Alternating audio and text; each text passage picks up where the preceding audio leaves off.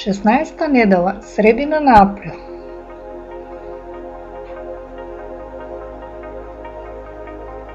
Да го погледнеме православниот Великден по јулијанскиот календар, кој 13 денови касни по Григоријанскиот. Од каде е таа разлика?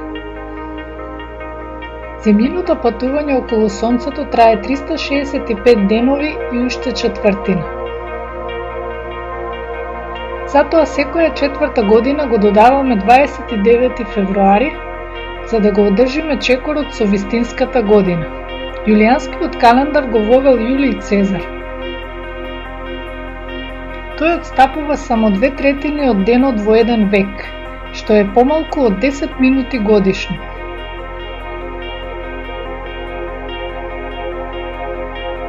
Сепак, после 16 векови се собира вишок од 10 денови. Затоа папата Грегорий XIII ги отврдил тие 10 денови и за да спречи тоа повторно да се случи, одлучил да на последната година од векот не додава еден ден. Денес се уште го користиме Григоријанскиот календар. Во православните земји не го послушале папата. Не ги прескокнале тие денови, па доцнале 10 денови. Потоа на крајот на вековите, 1700-та, 800-та и 900-та, додале уште 3 денови и настанала разликата од 13 денови.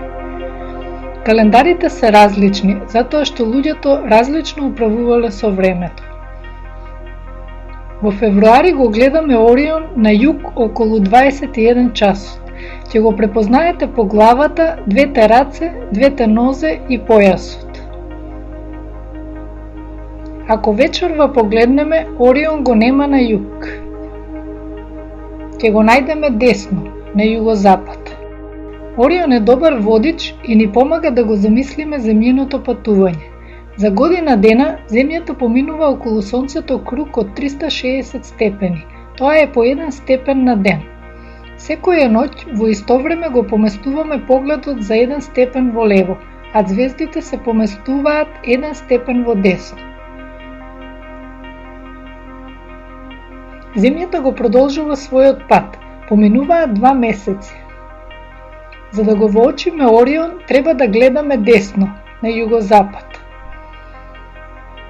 За 2 месеци, додека Земјата продолжува по својата орбита, Орион ќе биде позади Сонцето.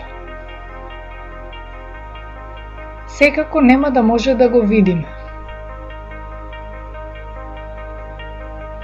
За 2 месеци Орион се поместил во десно. Орион всушност не се ни помрднал, туку Земјата продолжила по својот пат околу Сонцето.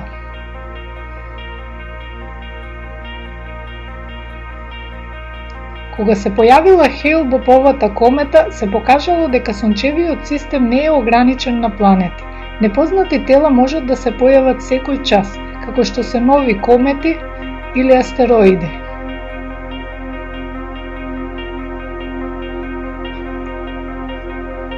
Минијатурните планети го сочинуваат астероидниот појас помеѓу орбитите на Марс и Јупитер.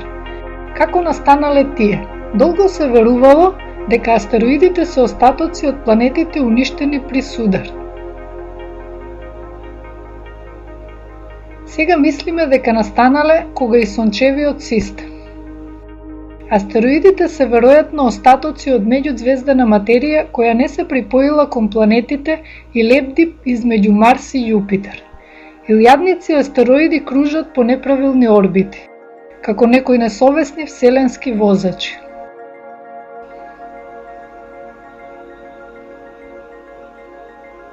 Опасноста од судир со комета е многу мала, додека судир со астероид е многу поверојатен. Астероидите имаат различна големина. Малите метеорити согоруваат во атмосферата пред да паднат. Земјата налетува на илјадници метеори со големина на камен, но ниеден не ја погодува.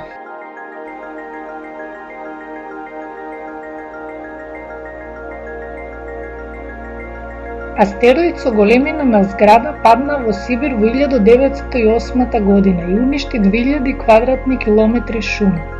Има и поголеми астероиди со големина на планина или остров. Секој ден нашите осетливи радари откриваат нови астероиди, кои го пресекуваат патувањето на Земјата. Астероидот Гаспра е голем колку островот Джерси. Кога би не погодил астероид со таа големина, би го избришал целиот живот на Земјата.